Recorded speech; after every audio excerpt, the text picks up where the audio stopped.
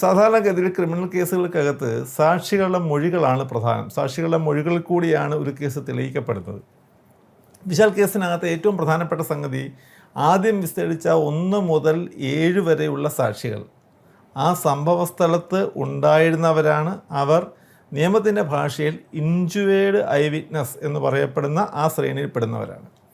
അപ്പോൾ എന്താണ് injured I witness എന്ന് പറഞ്ഞു കഴിഞ്ഞാൽ, ഒരു സാക്ഷിക്ക് ആ സ്ഥലത്ത് കൃത്യം നടക്കുന്ന സമയത്ത് ആ സ്ഥലത്ത് അവരുണ്ടായിരുന്നു എന്നുള്ളതിൻ്റെ മിനിമം ഗ്യാരണ്ടിയാണ് അവർക്കൊരു പരുക്ക് പറ്റുക എന്നുള്ളത്.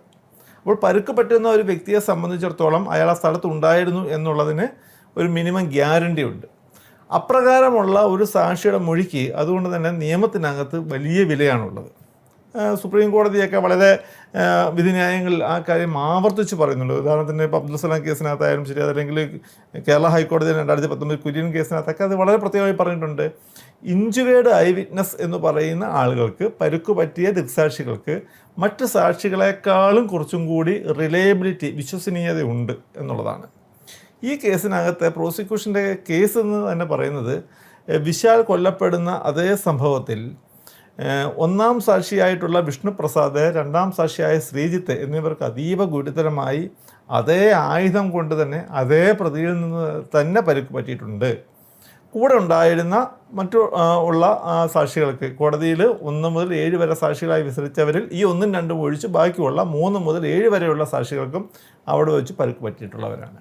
ഈ കേസിനകത്ത് ഈ സാക്ഷികളെ വളരെ വിശദമായ ക്രോസ് വിസ്താരം ഡിഫൻസ് വക്കീലന്മാർ നടത്തി. പക്ഷേ ആവർത്തിച്ച് അടിവരയിട്ട് പറയാം, ഒരു വരിയിൽ പോലും ഈ സാക്ഷികളെ അവിശ്വസിക്കേണ്ടുന്ന ഒരു സ്റ്റേറ്റ്മെൻറ്റും ഈ സാക്ഷികളെ ഒന്നും ഭാഗത്തു നിന്നും ഉണ്ടായിരുന്നില്ല. അതിൻ്റെ അർത്ഥം എന്താണ്? സ്ഥലത്തുണ്ടായിരുന്നു ഈ സാക്ഷികൾ എന്നുള്ളതിന് അവർക്കുണ്ടായേക്കുന്ന മുറിവുകൾ, അവർക്കുണ്ടായേക്കുന്ന പരിക്കുകൾ തെളിവാകുന്നു. അവർ പറയുന്ന കാര്യങ്ങൾ ശരിയാണ് എന്ന് വരാൻ വേണ്ടി അവരെ ക്രോസ് വിസ്താരത്തിന്, വളരെ ദൈർഘ്യമേറിയ ക്രോസ് വിസ്താരത്തിന് വിധേയമായിട്ട് പോലും അവരുടെ ചീഫ് വിസ്താരത്തിൻ്റെ സ്റ്റേറ്റ്മെൻറ്റുകൾ കളവാണെന്ന് കാണിക്കാൻ പറ്റുന്ന ഒരു തെളിവും ഡിഫൻസ് വക്കീലന്മാർക്ക് അല്ലെങ്കിൽ പ്രതിഭാഗത്തിന് കോടതിക്ക് മുമ്പാകെ കൊണ്ടുവരാൻ സാധിച്ചിട്ടില്ല.